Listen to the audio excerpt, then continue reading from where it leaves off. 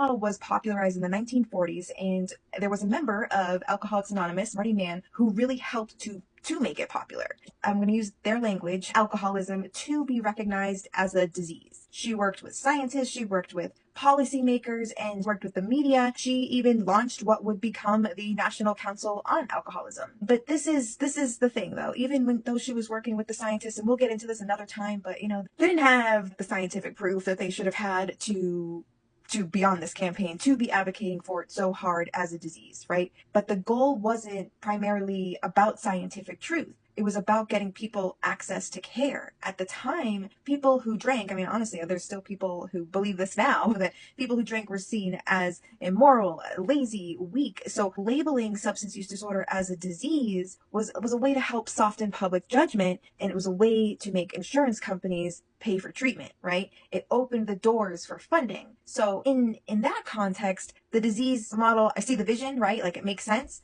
It opened doors that had been slammed shut. So I'm not going to say it didn't help anyone. It did. It has. But the problem is that these short-term survival strategies aren't always a good long-term foundation. And labeling substance use disorder as a chronic, progressive, incurable disease has created new problems, deep problems that we're dealing with today.